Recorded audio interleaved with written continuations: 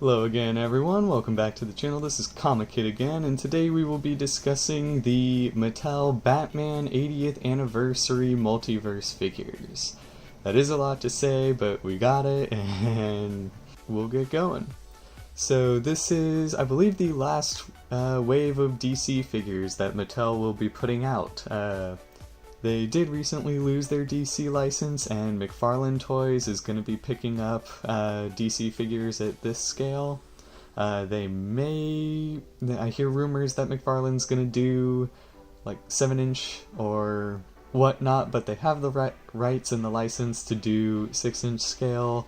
Only time will tell what McFarlane does, but this is the last wave from Mattel, so this is their latest and greatest and the best they'll ever be. And unfortunately, this wave is still an example of why Mattel lost the license in the first place. A lot of these figures aren't really the best. They come with some really random accessories and they're lacking in others, and so we'll go ahead and review them. Now, as a full set, the wave actually doesn't look that bad. It is mostly Batman characters. They threw in Katana for some reason, who's a member of the Outsiders at times, but for the most part doesn't have a whole lot to do with Batman. And then they threw in KGB Beast, who is a nice, random, lesser-known Batman villain for people to see. And then Killer Croc, of course, Waylon Jones. He's the Build-A-Figure, and they actually did a pretty good job with him on that, but we'll get to that in a minute. For the purpose of this video, I plan on kind of looking specifically at each individual figure, looking at how they do this, that, the other, and so on and so forth. Alrighty, first up for today is gonna be KGB Beast, and he's first because I feel like people know the least about him.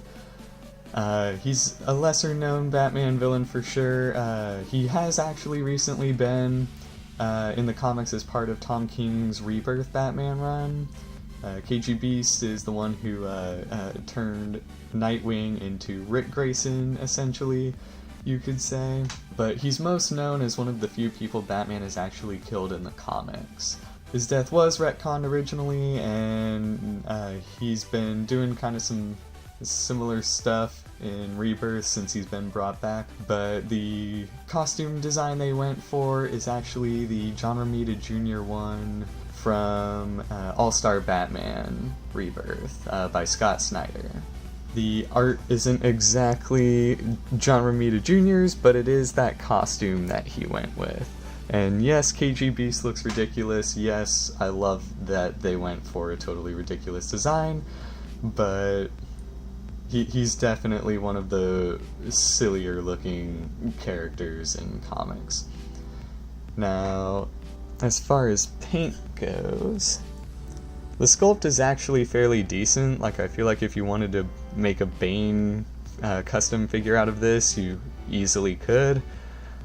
But for those of you who don't know anything about KG Beast, he is a technologically enhanced Russian, super soldier. Not quite to the point of Superman. He doesn't exactly have too great of his own powers, but he's still got enhanced stuff. But in regards to the figure, the sculpt is pretty decent. It's just your average, muscular, tough guy, so on and so forth. One thing that I do like is all the accessories fit on him. Both of the knives in his ankles here are removable, and then he can hold the big machete-like knife there. And then this doesn't fire, but it does come unplugged like that. And so I think they did that for packaging purposes so that it didn't fit so awkwardly. But yeah, as far as sculpt and paint goes, I actually think they did a pretty good job with this figure. In regards to posability, he's not the most posable. That's about as far out as you can get his leg, straight at least. If you want it to go any further, it does need to bend, and then that looks a little awkward. So The posability is a little lacking, but it is Mattel. Like, but what are you gonna do? As you can see, there's no double jointed knees there.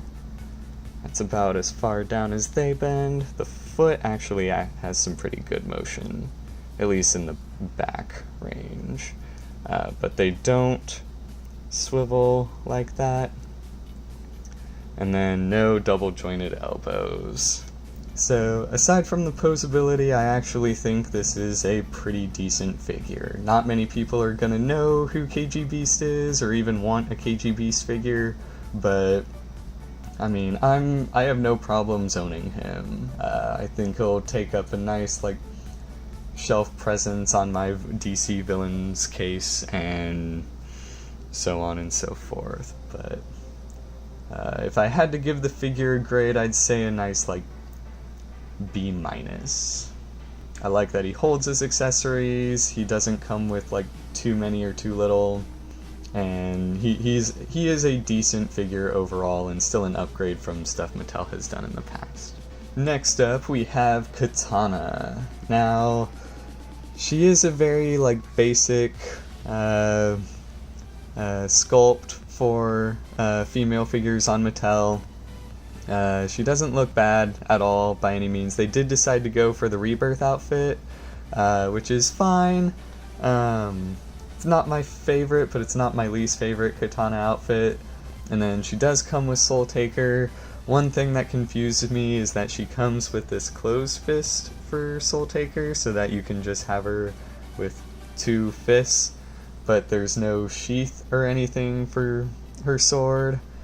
So I don't know why they included that closed fist.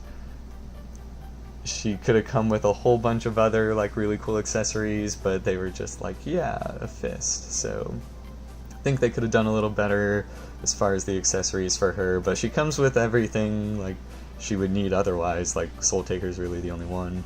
In regards to posability, basic range of motion for a female Mattel figure. She actually does come with double jointed knees. That one's a little stiff there, but there it is. The joints on my figure are very, very tight, and so I'm afraid to move her at times, but it is technically there. So no double jointed elbows though, but that's not very surprising. You can bend the wrists, a little bit of limited head motion there. So yeah, she's just an average Mattel DC figure. Fans of Katana should easily like this one. If you're not a fan, you might buy her for the Build-A-Figure part, but that you're not really getting a whole lot out of this figure in particular. If I had to grade her, I'd probably give her a B, just because she is a little bit more flexible than KGB Beast, but the paint on her as well is actually really well done.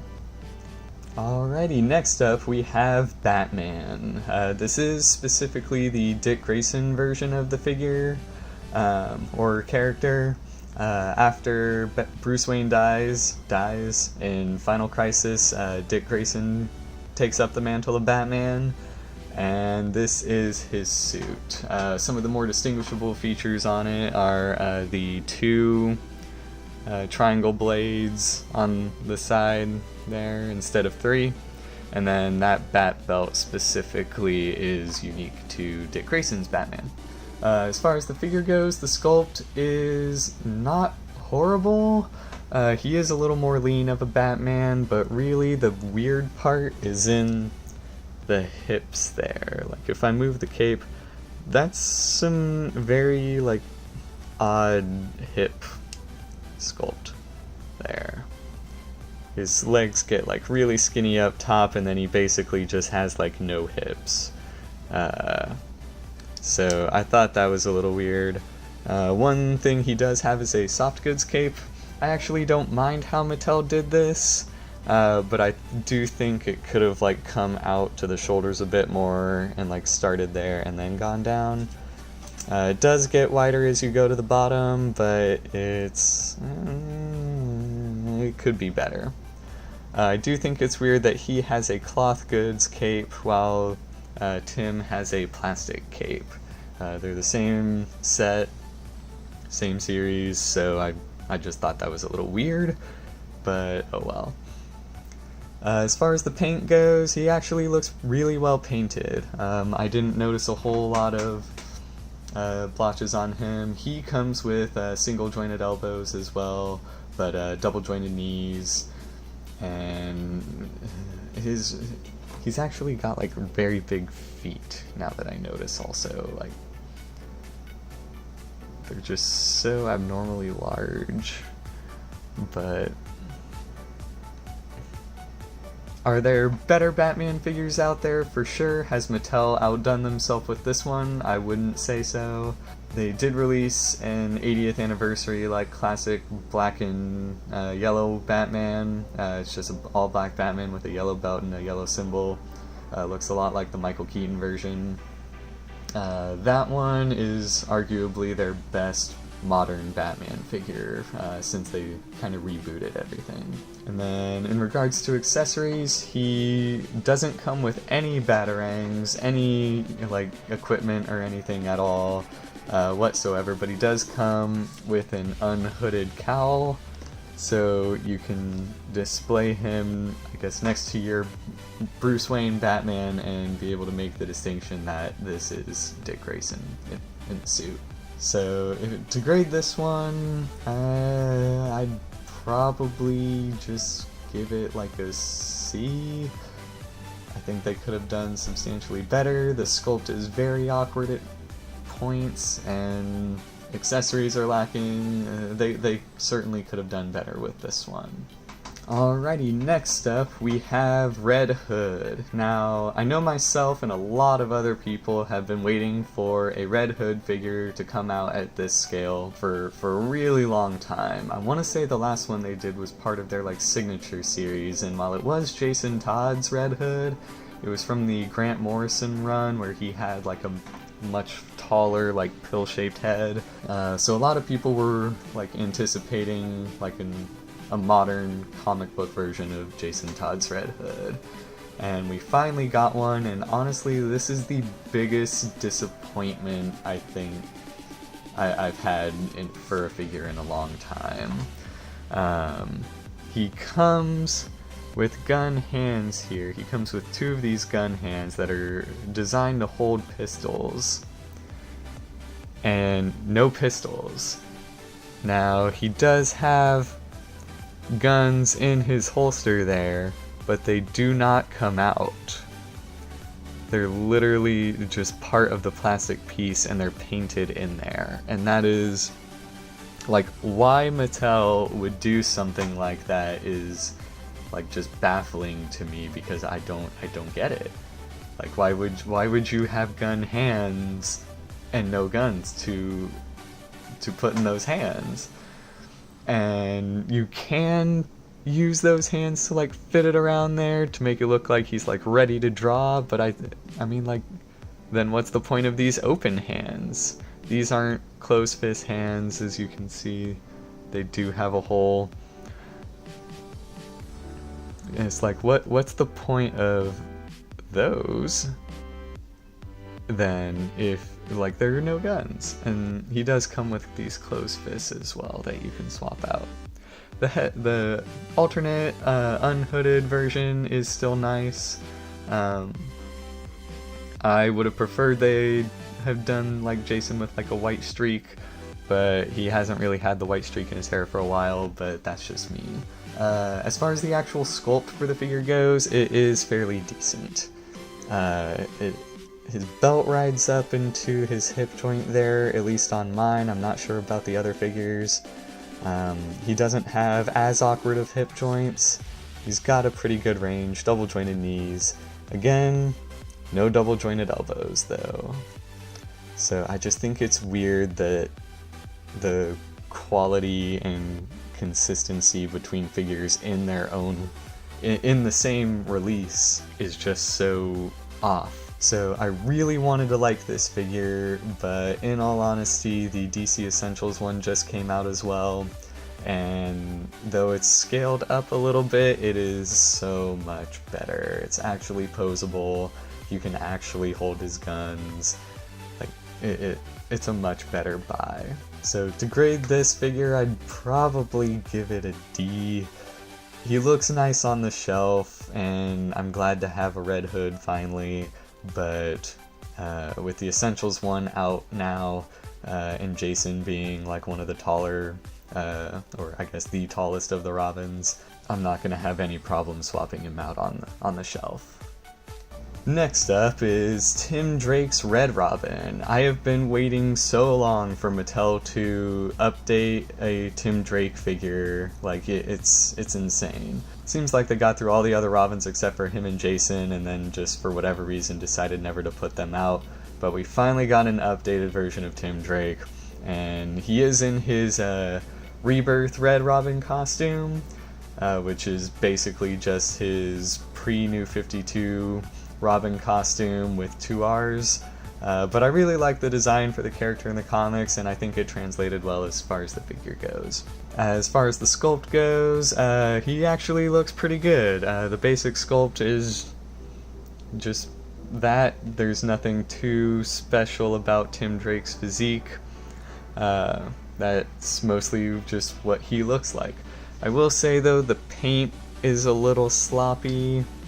Especially along his neckline there, and like as far as the R's are concerned. He's got a little smudge of green on his nose, right on the tip. Not sure if y'all can see that. So, oh, and then like down in the joints there especially, the paint's a little weak. So overall I think they could have done a better paint job with him, but one thing that's really surprised me, was that he's actually got double jointed elbows, as you can see there. It took Mattel all the way until their very last wave to put double jointed elbows on at least their male figures before finally doing so.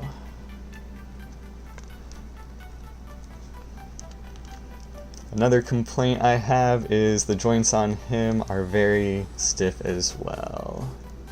But he can hold the bow staff, kind of like in that famous Arkham City Robin pose that was on the poster.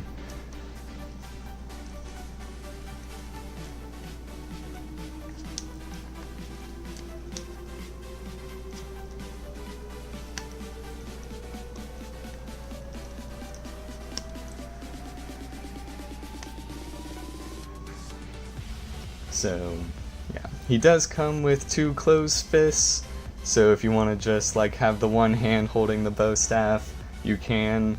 In my opinion, the open fists and the closed fists are just very similar in general and not very noticeable, so it doesn't really make that much of a difference. Could he have come with a few more accessories? I'd say yes, maybe like a batarang or 2. But overall I'm actually very happy with this figure. It's not my favorite in this set, but I do believe it's my second favorite actually, so if you need a good Robin too, like he's close enough to a classic Robin look that it just works. Mattel's Damian Wayne figure is like the main Robin figure for them, and it still looks a little weird, but Tim actually has a bit more posability, so I guess depending on whichever style of Robin you prefer will determine which one you want more. Now, surprisingly enough, the Alfred Pennyworth figure is where Mattel really outdid themselves.